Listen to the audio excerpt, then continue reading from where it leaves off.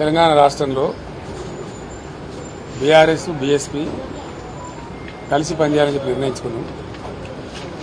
సిద్ధాంతపరంగా అనేక విషయాలలో సామీప్యత ఉంది.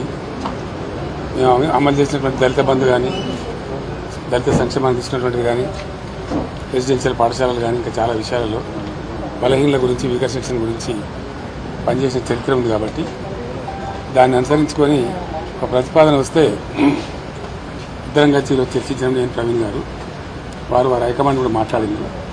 అక్కడి నుంచి వారి అనుమతి తీసుకొని మేము చర్చలు చేసిన తర్వాత కలిసి పనిచేయాలని చెప్పి స్థూలంగా ఒక నిర్ణయానికి వచ్చాం. పని చేస్తాం కూడా. మిగతా విషయాలు మీకు కావాల్సిన లెక్కలన్నీ రేపు ఎల్లుండి చెప్తాం. అంటే సీట్ల మీద ఏం క్లారిటీ లేదా సార్? వాళ్ళని పొడి చేస్తారు రేపు అనుకుంటాం. కానీ ఈరోజు స్థూలంగా ఇది అయిపోయింది. బేసికలీ ఇన్ ప్రిన్సిపల్ ఇది అయింది. తప్పకుండా కొన్ని సీట్లు వాళ్ళు పోటీ చేయాల్సిందే, కొన్ని సీట్లు మేము పోటీ చేయాల్సిందే. ఒకసారి అలయన్స్ అనుకున్న తర్వాత గౌరవప్రదంగానే ఉంటుంది కదా. సో వీళ్ళు తెలియదు ఒకటైతే తెలియదు సార్, నాగర్ కర్నూలు నుంచి వాళ్ళు పోటీ ఎందుకు పెద్దపల్లి నుంచి చేద్దా మనం ఆల్రెడీ అనౌన్స్ చేసినాం. వరంగల్ స్టేట్ ప్రెసిడెంట్ వరంగల్ నుంచి చేద్దా ఇక్కడేం చేసి దానికే ఉంటుంది. జనరల్ సీట్లు కూడా చేయొచ్చు, జనరల్ సీట్లు కూడా చేయొచ్చు. సార్ మాయావతి గారు మాట్లాడారు. నేను ఇంకా తనతో మాట్లాడలేదు. ప్రవీణ్ గారు మాట్లాడి ఓకే చేసుకొని మళ్ళీ నాతో మాట్లాడారు. నేను రేపట్ల మాట్లాడతాను. పాత పరిచయం ఇంకా ఇతర పార్టీలు ఏమన్నా కలిసి వచ్చే అవకాశం ఉందా? చూద్దాం ఏం జరుగుతుందో. నేను సస్పెన్స్ ఉంది కదా మనం ఇప్పుడు. Thank you sir. Modi tour పై మాట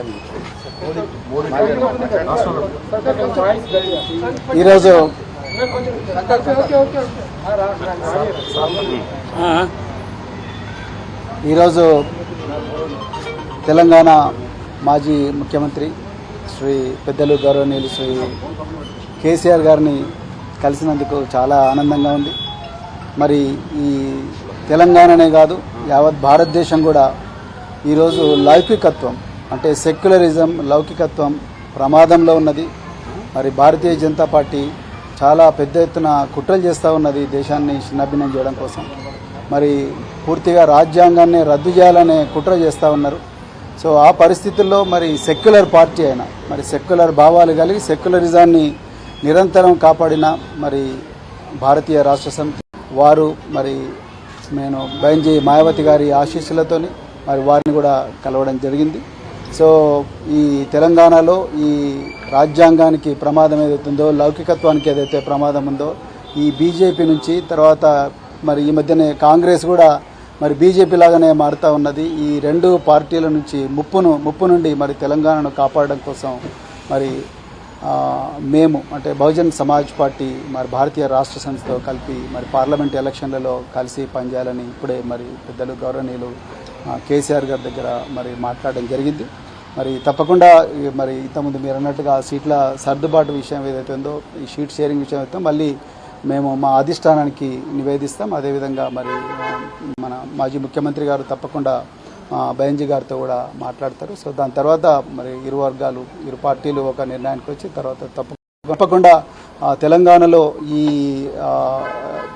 స్నేహం అనేది తప్పకుండా తెలంగాణ ప్రజల జీవితాలను మారుస్తుంది. తెలంగాణ ప్రజల విలువలను ఏదైతే గంగా జమున తహజీబ్ అని అంటున్నామో ఆ విలువలను, ఆ సంస్కృతిని తప్పకుండా కాపాడుతుంది. బహుజన వర్గాలందరి జీవితాలు బాగుపడతాయి. ఇలా నిరుద్యోగులు సంతోషంగా లేరు. సో పట్టుమని 4 నెలలు కాలేదు, ఇప్పటికీ మళ్ళీ నిరుద్యోగులు రోడ్ల మీదకి వచ్చే పరిస్థితి. అదేవిధంగా పెద్ద ఎత్తున ఈ లౌకికత్వానికి తూట్లు పొడిచే సంస్కృతి అనేది మరి తెలంగాణలో వస్తూ ఉన్నది. అందుకొరకే ఈ స్నేహం అనేది, ఈ ఐకమత్యం అనేది రాబోయే రోజుల్లో తెలంగాణ సమాజాన్ని చాలా గొప్పగా మార్చబోతున్నది. సో చాలా ఆనందంగా ఉంది అలా మరి ఈ విషయం మీతో మాట్లాడుతున్నందుకు. తప్పకుండా తెలంగాణ ప్రజలు దీన్ని ఆస్వాదిస్తారు, ఆశీర్వదిస్తారని చెప్పేసి నేను కోరుకుంటున్నాను. కేసీఆర్ గారు మరి ఈ సమయం మాకు ఇచ్చినందుకు మరొకసారి ధన్యవాదాలు.